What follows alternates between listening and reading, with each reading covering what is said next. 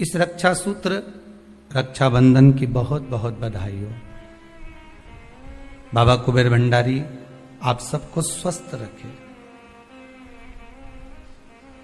श्रावण की पूर्णिमा, आज व्रत शिव महापुराण की कथा को प्रारंभ करें। बहुत बहुत धन्यवाद देता हूं मैं। सुखी नाग शिव महापुराण है, कौमार्य शिव महापुराण है, ऐसी सारी पुराणों को सुनते सुनते सुनते सुनते अब व्रत पर आ गया। क्योंकि श्रावण की पूर्णिमा पूर्ण होने के बाद में, वैसे तो श्रावण महीने के भी बहुत व्रत होते हैं, और उसको श्रावण की पूर्णिमा होने के बाद में जो माताओं के व्रत चालू होते हैं, तो ये कार्तिक के महीना पूर्ण हो जब तक इनके व्रत चलते ही रहते हैं। पर कुछ कुछ व्रत ऐसे रहते हैं, जैसे एकादशी का, प्रदोष का, सोमवार का, मंगलवार का, शनिवार का, शुक्रवार का, बृहस्पतिवार का। कुछ व्रत ऐसे होते हैं जिन व्रतों को माताएं निरंतर करती हैं। केवल ये नहीं कि तीज त्योहार आएगा तभी, ये तीज के व्रत अलग होते हैं। हरतालिका तीज, छोटी तीज, बड़ी तीज, चतुर्थी, छठ, ये सारे व्रत अलग हो गए जो त्योहार के अनुकूल आ रहे हैं, जो महीने के अनुकूल आ रहे हैं। पर भगवान की अविरल भक्ति को पाने के लिए मनुष्य जो दिन रात भगवान की भक्ति में डूबा रहता है, दिन रात भगवान को पाने का प्रयास करता रहता है, केवल व्रत के माध्यम से ही नहीं, वो तो अपनी भक्ति के माध्यम से भी भगवान शंकर को रिझाता।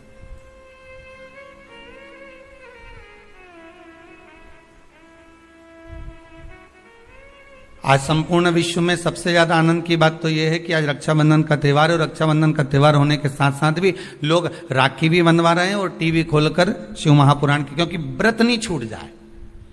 यह केवल व्रत की कथा नहीं है, आपका व्रत भी है। ना जाने कितनी गलतियां हम व्रत करते समय कर जाते हैं, ना जाने कितनी गलतियां हम व्रत के पहले कर जाते हैं या व्रत के बाद कर जाते हैं। हम भगवान को रिझा नहीं पाते। कई लोग हैं, कितने सालों हो गए गुरुदेव हमको सोमवार का व्रत करते करते, कितने साल हो गए हमको मंगलवार करते करते, कितने साल हो गए हमको बृहस्पतिवार करते करते। कई ऐसी माताएं जो निरंतर व्रत कर रही हैं, निरंतर व्रत में डूबी हुई हैं, पर उसके बाद भी उनके मन में आता है कि हमारा व्रत सफल हुआ कि नहीं हुआ, भगवान ने उसको स्वीकार करा कि नहीं करा। पार्वती मैया जब व्रत करने बैठती थी तो शंकर उनके सामने आ जाते थे। सती मैया जब व्रत करने बैठती थी तो शंकर जी उनके सम्मुख में जाते थे। माँ गोरा जब व्रत करने बैठती थी तो महादेव उनके सामने आ जाते थे। उमा जब व्रत करने बैठती थी तो भगवान महेश उनके सामने आ जाते थे। तो व्रत जब माताओं ने करा तो उनके सामने भगवान प्रकट हो गए। तो हम व्रत करते हैं तो भगवान क्यों नहीं आता?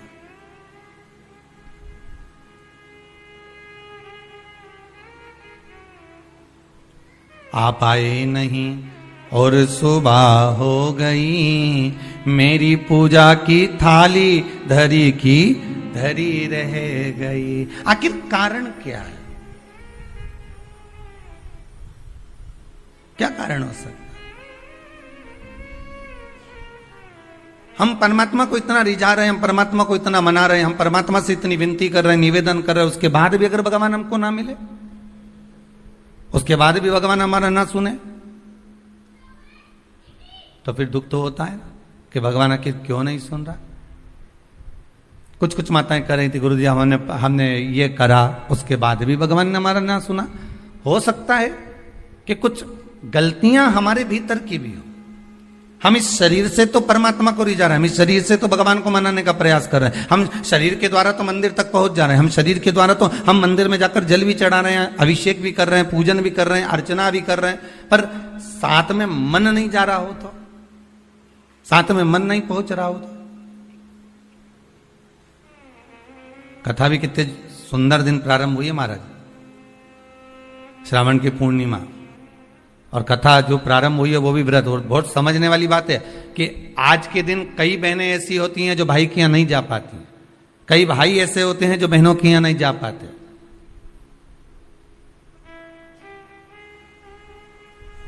तो क्या इनका संबंध समाप्त हो जाएगा? अरे बोलो तो जम के नहीं। जितने लोग आस्था के सामने कथा सुन रहे हैं, बोलो जरा कि अगर बहन भाई के यहां नहीं जाएगी और भाई बहन के यहां नहीं जाएगा और उनका आपस में तिलक नहीं हुआ, रक्षा सूत्र नहीं बंधा उनका, तो क्या संबंध समाप्त हो जाएगा? नहीं।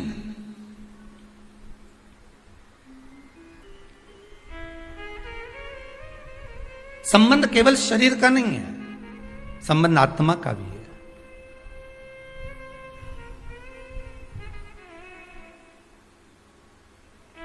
एक व्यक्ति अपने नगर में निवास करता था, रहता था, और बड़ा सुंदर भाव से वह निवास करता था। अब एक समझने वाली बात है, देखिए, शरीर का पाप कर्म और मन का पाप कर्म दोनों को देखिएगा। वो अपने गांव में, नगर में निवास करता,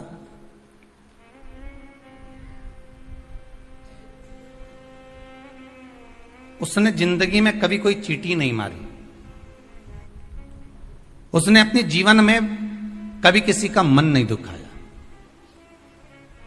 उसने अपनी जिंदगी में कभी किसी का धन नहीं खाया, उसने अपने जीवन काल में कभी किसी से असत्य नहीं बोला। उसने संपूर्ण जीवन काल में ना असत्य बोला, ना झूठ बोला, ना कपट करा, ना बेईमानी करी, ना प्रपंच करा, ना छल करा, ना कुछ बेकार कर्म करा, कुछ भी नहीं करा। इसके बाद भी वो जब प्राणों को त्याग कर गया तो नरक भोगना पड़ा। दृष्टांत सागर का यह बड़ा सुंदर चरित्र है महाराज।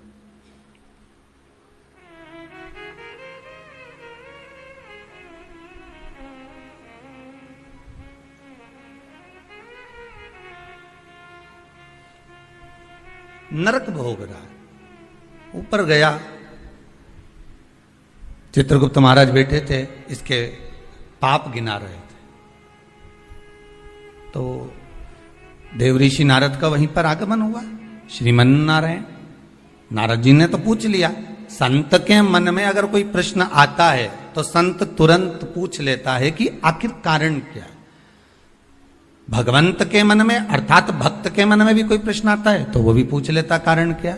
तो देवऋषि नारद ने पूछा कि ये कारण बताओ कि इसने ना कभी चोरी करी, ना कभी कपट करा, ना कभी बेईमानी करी, ना कभी प्रपंच करा, ना कभी किसी को धोखा दिया, ना किसी का धन खाया, ना किसी का वैभव खाया, ना कभी मुख से अपशब्द कहा, फिर आखिर बात क्या है कि इसको इतने सारे नरक क्यों भोगना पड़ रहे हैं? 94 नरकों में से कम 50 नरक में तुमने इसको डाल दिया।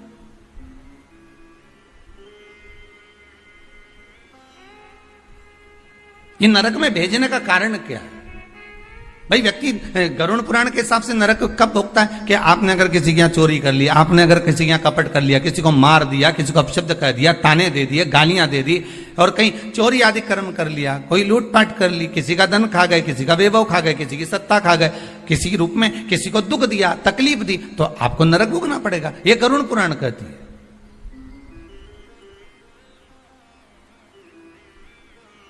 तो देवऋषि नारद ने पूछ लिया चित्रगुप्त महाराज से, धर्मराज से, ये बताओ कि इसने ये कुछ करा है क्या? तो क्या कुछ भी नहीं करा। इसने अपनी स्त्री को हाथ उठाया क्या? नहीं। इसने अपने बच्चों से कुछ कहा क्या? नहीं। बच्चों ने इसको कुछ कहा क्या? नहीं। इसने अपने माता पिता की सेवा नहीं करी क्या? करी। सब कुछ करा इसने। फिर नरक किस लिए दिया गया? नरक का कारण क्या है? क्यों नरक भेजा जा रहा है? व्रत शिव महापुराण का सबसे पहला सूत्र आज आप अच्छे से समझ लेना तो आपको पूरी व्रत की महत्वता समझ में आ जाएगी कि हम व्रत करते हैं और भगवान सुनता क्यों नहीं है। बस इस सूत्र को पकड़ लीजिए। दृष्टांत सागर का ये चरित्र अगर आपके जीवन में बैठ गया तो बाकी की शिव पुराण पूरी आपको समझ में आ जाएगी कि व्रत की मूलता क्या है।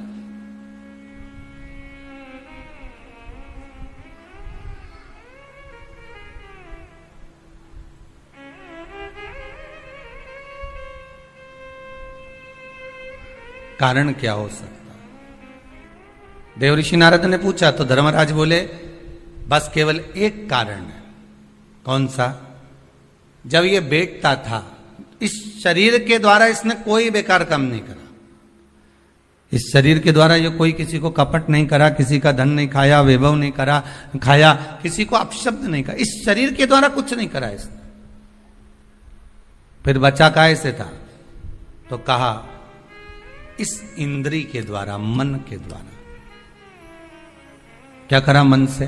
तो क्या मन के द्वारा ये जहां बैठता था वहां मन में सोच लेता था कि ये कितना बेकार व्यक्ति है, इसने, इसके साथ तो ऐसा हो जाना चाहिए, इसके यहां कितना वैभव इकट्ठा हो गया, इतना धन एकत्रित हो गया होगा, तो ये धन का करेगा क्या, इसके यहां तो ऐसा होना चाहिए कि डाका डल जाना चाहिए। इसने विचार करा, फिर विचार आया कि बताओ कितनी सुंदर स्त्री है, कितनी सुंदर नारी है,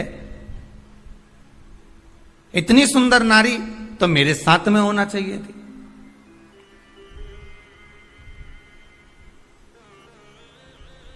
इसकी कितनी प्रॉपर्टी है, कितना वैभव है इसके पास में, कितना धन है इसके पास में, कुछ ऐसा हो जाए कि इसका धन संपूर्ण मेरा हो जाए, इसका पूरा वैभव, इतना जितना इसका धन है ये सारा के सारा मेरा हो जाए। अब बोलो शरीर से कुछ कर रहा है क्या वो? जितने आस्था पर सुन रहे हो, जितने फेसबुक यूट्यूब पर सुन रहे हो, दिल से बोलना, उसने शरीर से कुछ करा? नहीं। शरीर से कोई चोरी करी? नहीं। शरीर से किसी को मारा? नहीं। किसी का धन खाया? नहीं। पर कर क्या रहा है? मन से उसके जो विकार उत्पन्न हो रहा है, मन से जो विचार उत्पन्न हो रहा है, मन से वो जो गलत सोच रहा है, मन से जो उसके विचार धारणा चल रही, मन चित्तवृत्ति से जो गलत विचार उसकी दृष्टि में आ रहा है, बस वो गलत उसको नरक की ओर ले जा रहा। अब तुमने व्रत तो करा, आज कई माताओं का पूर्णिमा का व्रत भी होगा, ऐसा नहीं है, जाएगी राखी बांधने तो कह भी देगी हमारी तो पूर्णिमा, जी हम तो तुम्हारे भाभी भोजन नहीं करें। भाई ननंद और आती हैं तो कह भी देती हैं आज तो हमारे पूर्णिमा है, हम काहे को भोजन करें तुम्हारे यहाँ, आज हमारा पूर्णिमा का व्रत है। और कई तो रक्षाबंधन पे इसलिए भी नहीं आती कि जाके करेंगे क्या, राखी बांधेंगे और रोटी का बोलेंगे तो रोटी तो खा ही नहीं सकते अपन, व्रत है अपना, तो एक टाइम तो खा सको। पूर्णिमा के व्रत का तो महत्व है, एक टाइम तो भोजन कर सकते हो।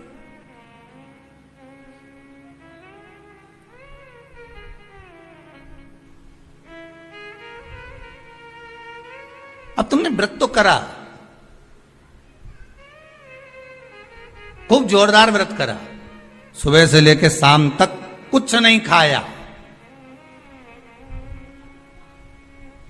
कुछ भी नहीं खाया, पर ये मन बार बार अगर दौड़ कर कहीं चले गया, डब्बे में सब लोग भोजन कर रहे थे और सभी लोग प्रसाद को पा रहे थे, सभी लोगों के मन में भाव आया कि कितना सुंदर भोजन बना है, आज तो बाफला एक नंबर का बना है, आज बाटी तो बहुत जोरदार बनी। अब तुमने बनाई तो जीजी के लिए थी, ननंद के लिए थी, घर में बेटी के लिए थी, और आज तो मेहमान आया ना, भांजा ने भांजी ने सबके लिए बनाया, और मालूम पड़े ननंद आके कह दे कि नहीं हमारा तो आज श्रावण की पूर्णिमा का व्रत है, आज हम कुछ खाएंगे ही नहीं। अब तुमने बाटी तो बना दी, बाफला तो बना दिया, पूरण पोली तो बना दी, तुमने आज आलू बड़ा तो बना दिया, सब्जी पकौड़ा मंगोड़ा सब बना दिया तुमने, पर बेचारी वो बहन भले राखी बांध रही है, भले वो माँ आई हुई है, उसका व्रत भी है, पर उसकी जो मन है ना थोड़ा सा वो बाफले में तो जरूर जाए,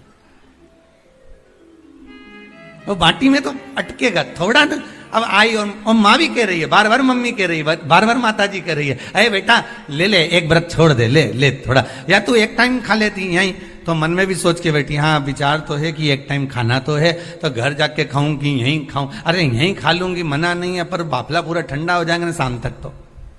अब चित्तवृत्ति में अब बाफला ने, बाटी ने, मंगोड़ा ने, आलू बड़ा ने सब अटका हुआ है, वो हृदय चित्त में राखी जरूर बांध रही है, पेड़ा भी खिला रही है, सब कुछ आरती भी उतार रही है, सब कुछ करे, पर चित्त वृत्ति तो वहीं अटकी है ना उसकी।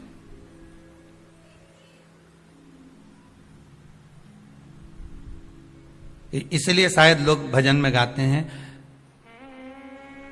इसलिए कहते हैं कि श्री बांके बिहारी लाल गोपाल मन रखियो तेरे चरणन में, मन रखियो चरणन में, तन रखियो श्री वृंदावन। बस अर्थात शास्त्र कहता है कि इस मन को, इस चित्त को, इस वृत्ति को ले जाओ भगवान के चरणों की ओर, इस मन को ले जाओ भगवान की ओर।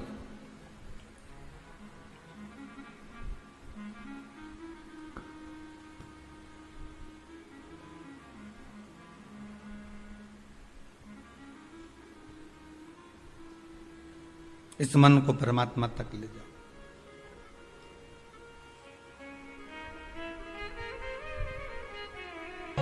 मन को लेकर जाना है हमको व्रत तक।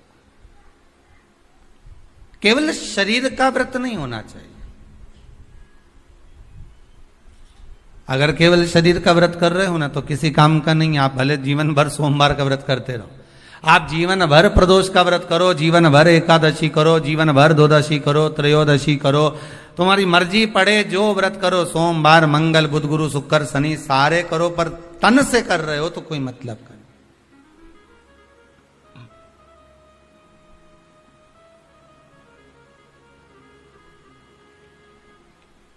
कई लोग ऐसे भारी भारी व्रत करते हैं, शरीर को कष्ट देते हैं।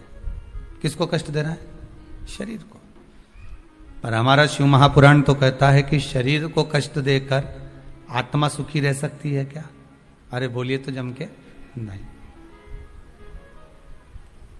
बेटा बेटी बहू पोता पोती जमाई ये जितने भी है ना, अगर कोई बीमार पड़ जाए, किसी को कष्ट हो जाए, किसी को कोई बीमारी लग जाए, कोई तकलीफ हो जाए, तो घर की मां सुखी रह सकती है क्या?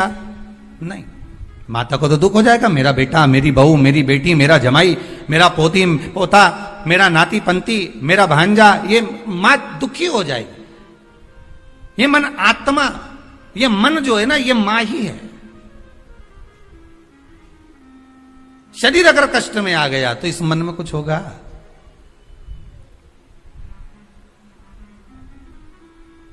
शिव पुराण कहती है बहुत अलमस्त रेखा।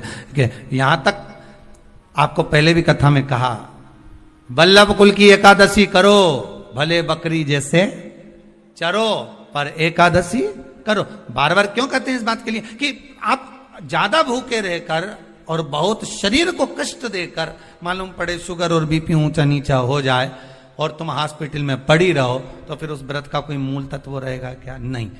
आत्मा का व्रत मूल है, मन का व्रत मूल है।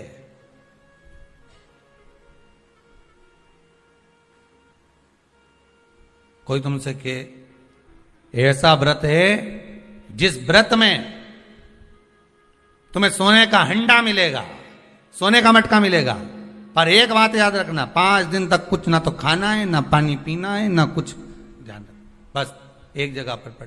अब ऐसा हंडा पाकर भी क्या करो कि सोने का हंडा तो घर में आए और तुम ऊपर जाओ। अब ऐसा हंडा पाकर भी क्या करोगे? अब मालूम पड़े सोने का हंडा तो आ गया घर के अंदर और तुम चल दिए ऊपर। अब क्या ऊपर से आओगे नीचे खर्च करने के लिए सोने का हंडा का माल? नहीं चाहिए।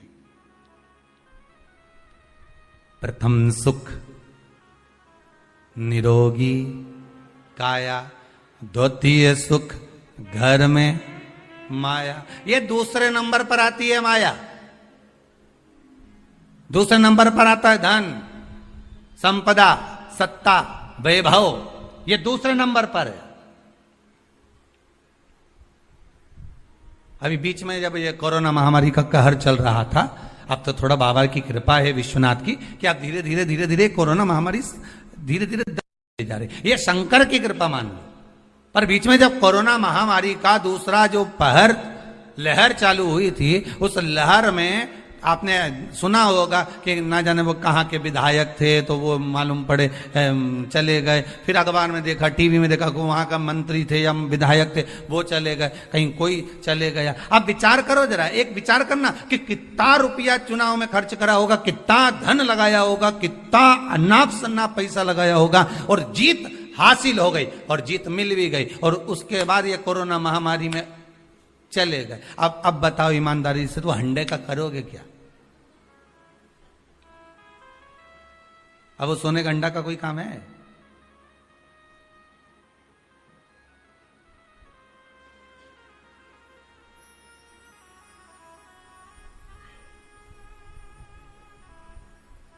वो एक गीत है ना, वो पहले शादी में चलता था कि सारी की सारी तैयारी रह जाती, मानो उनका एहसान कि यमराज को ना कह दी। नहीं तो मालूम पड़े सब जोड़ के रखा, धन वैभव संपदा सत्ता सब आ गई तुम्हारे पास में, और मालूम पड़े इतने में वो हाँ करके भेज दे यमराज को, जा उठा ला और सब धरा की तरह रह जा, क्या करो उसका? फिर वो वैभव, वो धन, वो दौलत, वो संपदा, वो सत्ता का क्या करोगे?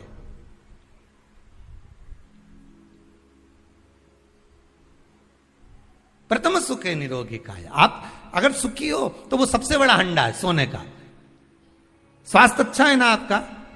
कोरोना महामारी के अंतर्गत बीमार होने के बाद भी, कोरोना महामारी आने के बाद भी, इतनी बड़ी बीमारी ने घेर लिया, हर तरह से आपको निचोड़ लिया, उसके बाद भी अगर आप भगवान की कृपा से, शंकर की करुणा से, कृपा से, मेरे विश्वनाथ, मेरे कुबेर भंडारी की दया से, मेरे महाकाल राजा, मेरे विश्वनाथ की कृपा से मोहल्ले तक कोरोना आ गया, गली तक पहुंच गया, सोसाइटी तक पहुंच गया, बिल्डिंग में नीचे ऊपर तक पहुंच गया, और तुम्हें भी हो गया और तुम बच गए, उसके बाद भी बच गए। ना पलंग मिल रहे थे, ना दवाई मिल रही थी, ना इंजेक्शन मिल रहे थे, ना वेंटिलेटर मिल रहा था, ना ऑक्सीजन मिल रहा था, उसके बाद भी अगर तुम बच गए हो तो ये कोई दूसरा बचाने वाला नहीं, तुमने जो भजन किया था, कृपा उस भजन की हो गई, करुणा उस भजन की हो गई, दया उस भजन की हो गई, जो आप बच गए हो, ये उसकी कृपा से बच गए,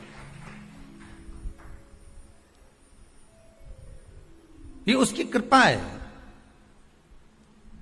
वो कहते हैं ना, मनुष्य कर्म करने में तो मनमानी कर सकता है। मनमानी आप कर्म करने में कर सकते हो, मैं तो ये करके रहूंगा, जाओ, क्या कर लोगे, क्या बिगाड़ लोगे मेरा? आप अपना कर्म करने में तो मनमानी कर सकते हो, पर उस कर्म का भोग भोगने में मनमानी कर सकते हो क्या? नहीं, वो तो फिर जो लिख दिया है उसको तो भोगना पड़ेगा, जो कर्म का फल मिल रहा है उसको तो भोगना है, उसमें कोई मनमानी नहीं है भाई। आप यहां चॉइस ला सकते हो कि मेरे को ये खाना है, मेरे को ये पहनना है, मुझे ये करना है, पर ऊपर जाने के बाद कोई चॉइस चलेगी क्या? नहीं, मैं तो एसी का रूम में ही सोऊंगा, बेकुंठ में ही सोऊंगा, नहीं जाना मुझे नरक, मैं झगड़ा करके बता दे, जा लड़।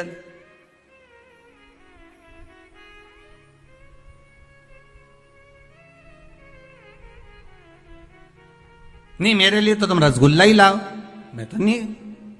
अब अभी तो आज बहन राखी बांधने आई होगी तो भाइयों भी कह दे, डब्बा लाई क्या मिठाई का, कौन सी लाई, बंगाली लाई कि कौन सी लाई, बता जरा, है कि मावा की लाई, कौन की दुकान से लाई, बता, उसका नाम भी बता। डब्बा पे पड़ रहा है, हाँ लिखी है, देख ली उसने। हो, अब फिर ये भी देख रहा है कि सोन पपड़ी लाई कि मावा की लाई, वो भी देखा, क्योंकि भाइयों भी बड़ा चतुर रहे, डब्बा देख के लिफाफा बनाए। सोन पपड़ी का अगर डब्बा लाई है तो 100 या 200 का, और अगर मावा की लाई है तो फिर 500 का, और अगर बंगाली लेके आई है तो 1000 का लिफाफा यूज दे दे, मतलब लिफाफा भी डब्बे से चले।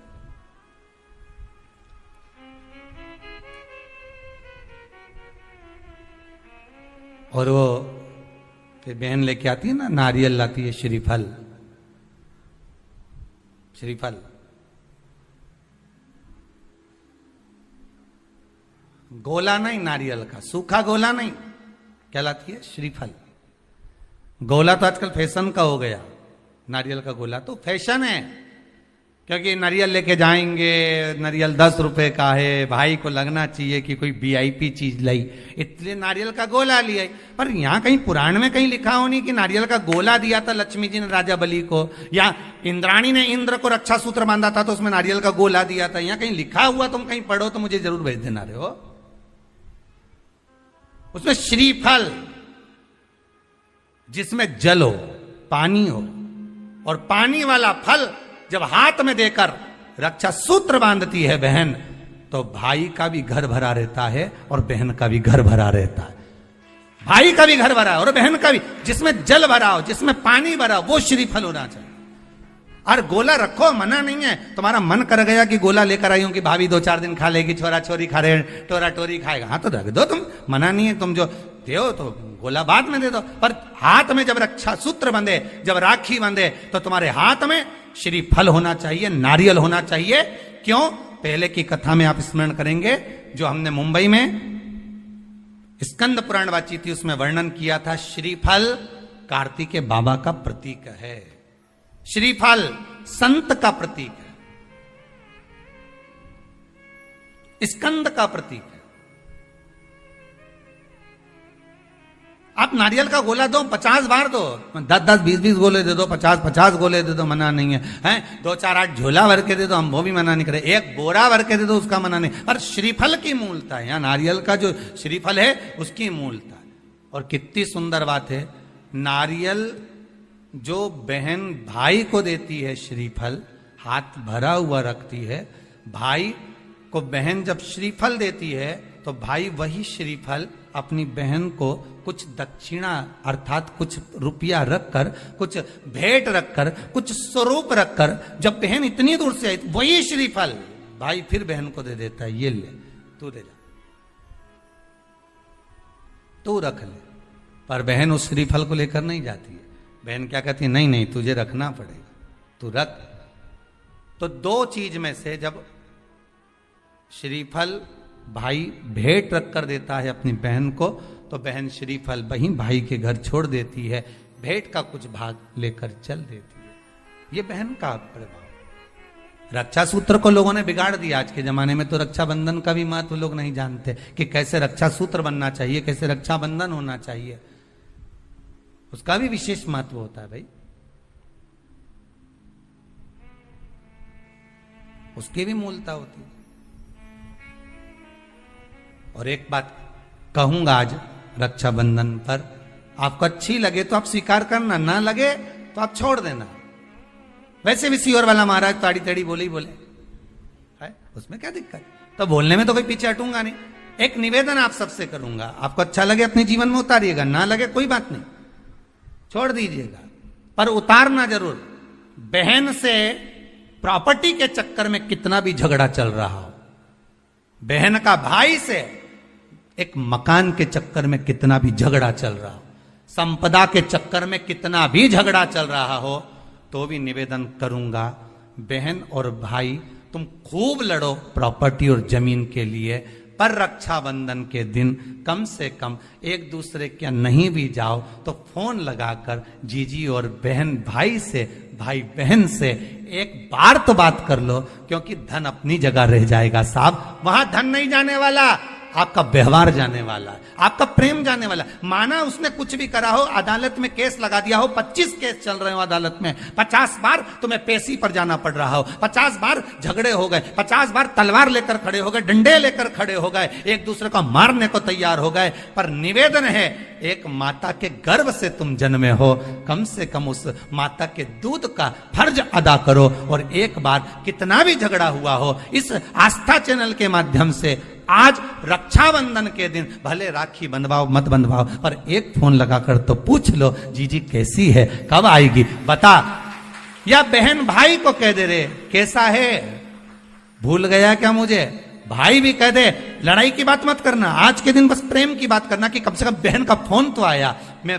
मेरा मन कहता है, मेरा दिल कहता है कि शायद दिवाली पर जितनी आतिशबाजी नहीं हुई होगी, उतनी आतिशबाजी आपके दिल में होगी, कि जिससे केस चल रहा है वो फोन लगाकर पूछ रहा है कि भाई ने पूछा बहन से, बहन ने पूछा भाई से, कैसे हो, भाभी से बात कर लो, थोड़ा बच्चों से बात कर लो। माना अदालत में देखा जाएगा, लड़ाई झगड़े सब होंगे, सब कुछ होगा, कौरव और पांडवों की कथा तो देखो रे कितनी सुंदर है,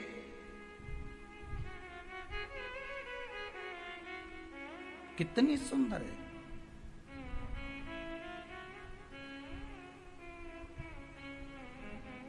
पांडवों की बहन सुभद्रा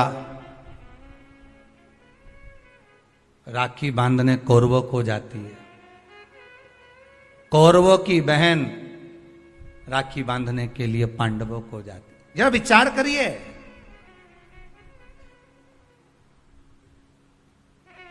क्या युद्ध के मैदान में लड़े नहीं, क्या युद्ध के मैदान में मरे नहीं, युद्ध अपनी जगह पर है,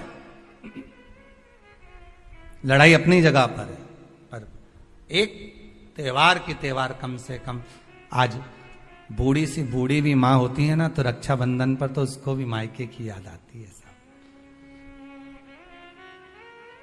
क्यों नहीं जाती वो, क्योंकि ये घर कौन देखे, बहुवन सब चली गई तो उसको तो देखना है ना।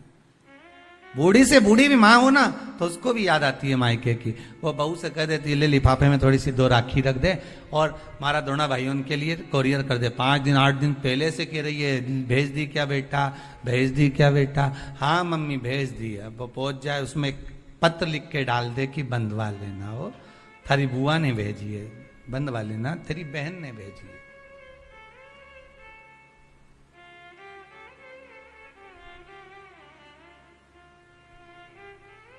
झगड़ा अपनी जगह पर चलने दो साहब, लड़ाई अपनी जगह पर चलने दो साहब,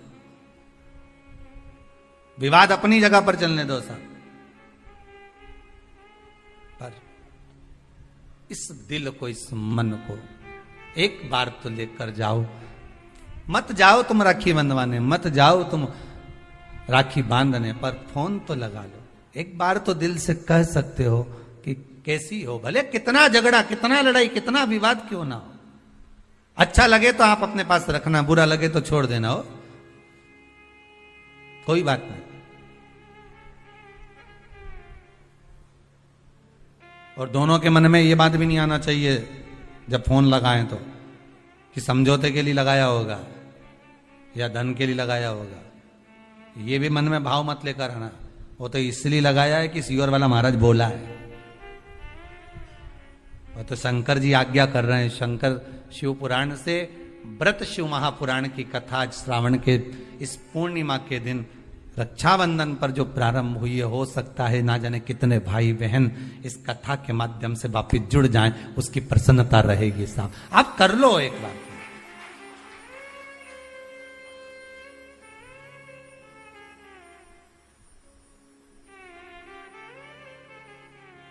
कर लो एक बार।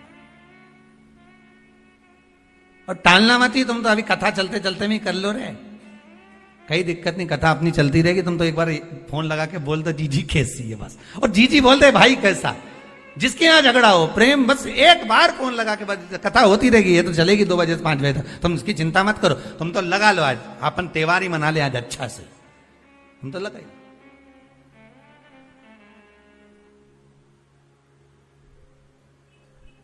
और फिर सूचना जरूर देना हो हमको, व्हाट्सएप पे जरा भेज देना, समिति के व्हाट्सएप पे, कि हमारा इतने साल का झगड़ा था, बाबा ने कृपा कर फोन पे बात कराई, इतनी प्रसन्नता हुई ना। तो बड़ा ये भी हमें सुनने को मिलेगा ना, तो बड़ी आनंद होगा इस चीज। आप प्रसन्न रहो, आप आनंद। शंकर की, भगवान शिव की बहन छिप्रिया पूरी दुनिया की सबसे बड़ी राखी वही बनती है, उज्जैन के महाकाल को। पूरी दुनिया की सबसे बड़ी राखी उज्जैन के महाकाल को ही बनती है। और कैसी थी माता छिप्रिया, जरा उठा के चरित्र तो देखो छिप्रिया माता का। क्या करती थी, भाभी भोजन बना के रखती, नंदी को खिला के चली जाती। पार्वती जी भोजन बनाती और ननंद आती और बना हुआ भोजन उठाए सारा। जैसे ही भाभी गई बाहर बर्तन मांजने, और छिप्रिया ने उठाया भोजन नंदी को खिला दिया, ले नंदी जल्दी से। और नंदी नहीं दिखे तो भृंगी तू खा ले, श्रृंगी तू खा ले। अच्छा चतुर भी इतने थे ये नंदी भृंगी श्रृंगी कि खाने के बाद डब्बा कम मांझ के रख देते तो पता ही नहीं चलता था भोजन करके।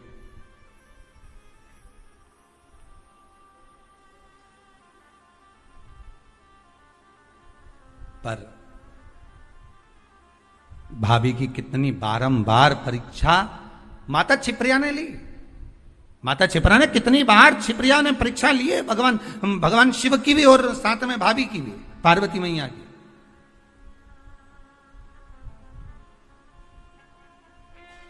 कितनी परीक्षा।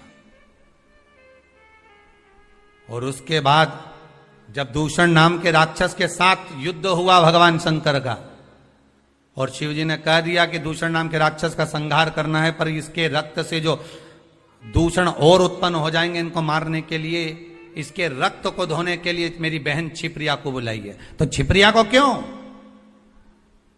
आखिर छिप्रिया को किस लिए बुलाया जाए? अगर रक्त को धोना है तो गंगा को बुला लो, नर्मदा जी को बुला लो, सरयू जी को बुला लो, मंदाकिनी को बुला लो, जमुना को बुला लो, सरस्वती को बुला लो, ये छिप्रिया को क्यों? शंकर जी कहते हैं सारी नदियों ने तप करा, सारी नदियों ने तप करा और भगवान से वर मांगा। यमुना जी ने वर मांगा कि ठाकुर इस भूमंडल पर रहूं, आपके चरणार विंद की रज मिलती रहे। गंगा ने वर मांगा, मेरा नाम आपके नाम के साथ जुड़ा रहे। मंदाकिनी ने वर मांगा, मुझे राघव के चरण मिले। सरयू जी ने वर मांगा, मुझे राम जी के चरणार विंद मिले। राम अगर अपने प्राणों को भी त्यागे तो मेरे जल में ही त्यागे, ये सरयू जी ने मांगा। पर केवल एक नदी ऐसी है, नर्मदा जी ने भी मांगा मेरा कंकर संकर बन जाए। केवल एक नदी ऐसी है जिस नदी ने 33 कोटि देवताओं से कुछ नहीं मांगा, और वो नदी नहीं, शंकर जी की बहन। शंकर जी क्या मांगते तुमसे? भोलेनाथ जी ने कभी तुमसे कुछ मांगा कि मेरे यहाँ 1 किलो मिठाई का डब्बा लेके आओ रे? शंकर जी कभी बोले कि मेरे यहाँ तुम ये लेके आना, ने सोना लाना, ने चांदी लाना, ने अंबारी लाना, ना ये लाना? शंकर जी तो कहे तुम आ जाओ, 1 लोटा पानी हो तो चढ़ा जाओ, दूध हो तो दूध, दही हो तो दही, नहीं मिले तो बेलपत्र, बेलपत्र भी नहीं ला सको तो मेरी उठा के मुझ पे चढ़ा दो, और इतना भी नहीं ला सकते तो 3 बार ताली बजा दो। ये भी नहीं कर सकते तो शिखर का दर्शन कर लो, ये भी नहीं कर सकते तो मंदिर के सामने से निकल जाओ। बस इतना तो कर सकते हो, नहीं गाड़ी ली भुड़ भुड़ करे, देखता वो निकल जाए, बस उतने में समझ जाए, बहुत है। अरे जिससे स्नेह होता है ना, जिससे प्रेम होता है, मेरे शंकर को अगर आप स्नेह करते हो, प्रेम करते हो, शिव के प्रति समर्पित हो, शंकर के प्रति आपका वात्सल्य, आपकी करुणता, आपका आनंद शिव से अगर जुड़ा हुआ है, तो मात्र गाड़ी लेकर भी निकल गए तो वो देख लेगा कि गया है अभी यहां से हो, और तुमने देख लिया बैठा है महादेव अभी अंदर, उतना ही बहुत है।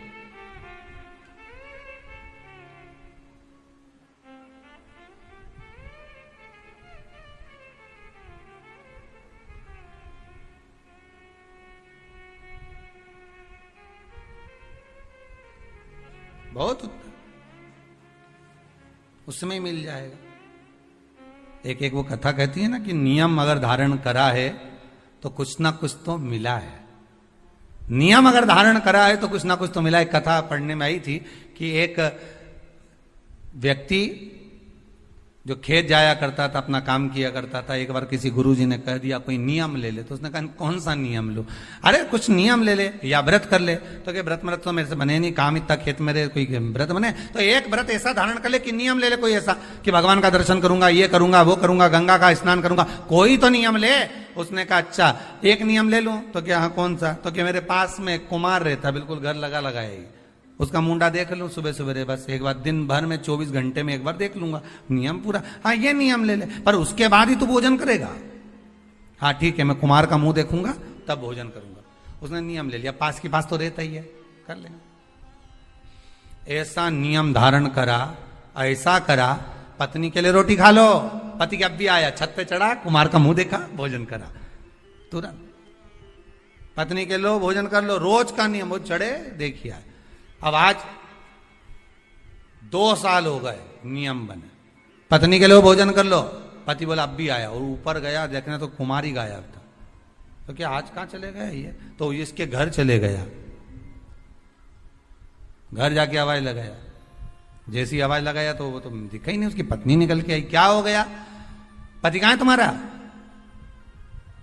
क्या वो तो मिट्टी लेने गए।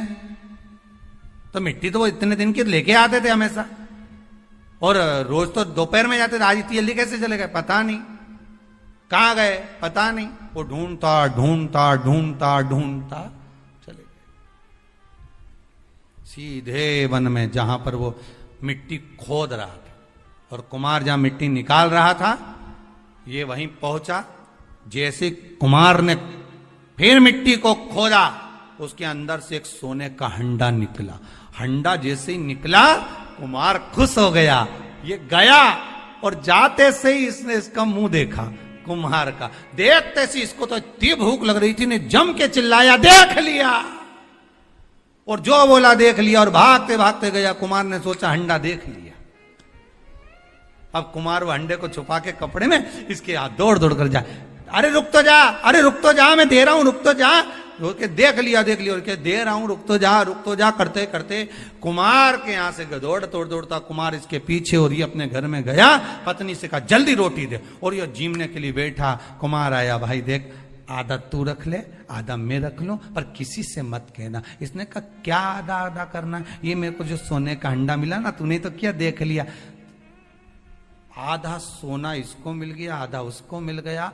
वो व्यक्ति खेत पर जो काम करने वाला था, वो गुरुजी के पास गया, गुरुदेव आपने कहा था एक नियम बना लो, अगर वो नियम भी अगर तुमने बना लिया तो भगवान कहीं से भी दे देता है। देता जरूर है, पर नियम तो बनाओ, कोई एक नियम तो धारण करो। एक नियम बनाओगे ना तो भगवान दे देगा, पक्का है, पर बनाओ तो।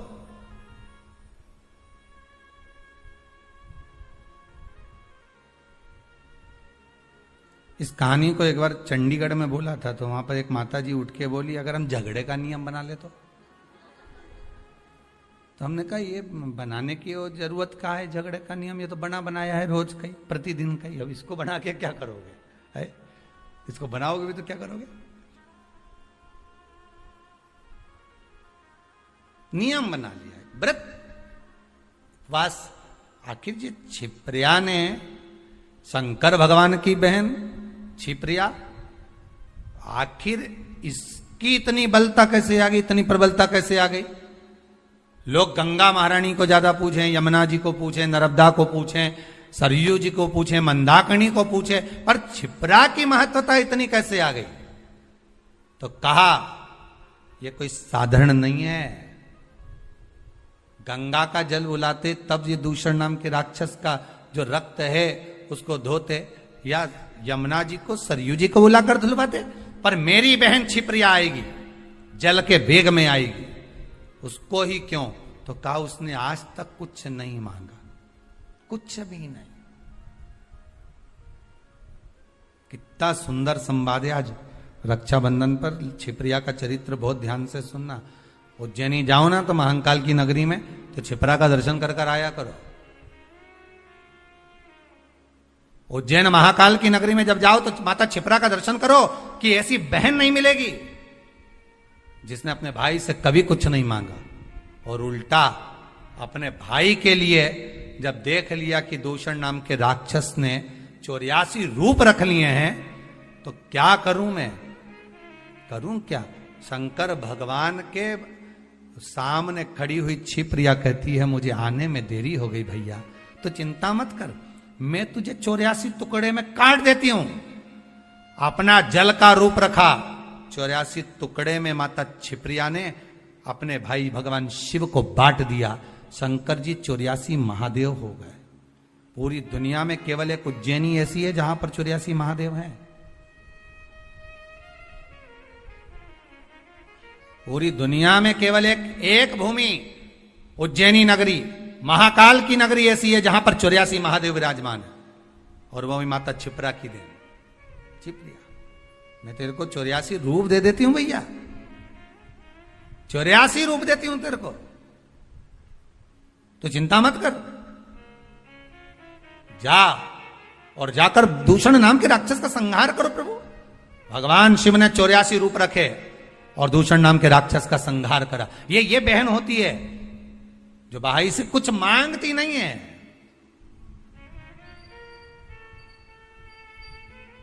कुछ नहीं चाहिए। बहन तो कहती है मुझे क्या चाहिए, तुम दे भी दोगे साड़ी तो क्या करूंगे, मेरे पास तो पहले से बहुत सारी पड़ी है, क्या करना भैया। भाभी रहने दो, बस व्यवहार अच्छा रखो, प्रेम अच्छा रखो, वाणी अच्छी रखो, मीठा बोलो, अच्छे से बोलो, बस इतना चाहिए और कुछ भी नहीं चाहिए मुझे, और कुछ नहीं चाहिए।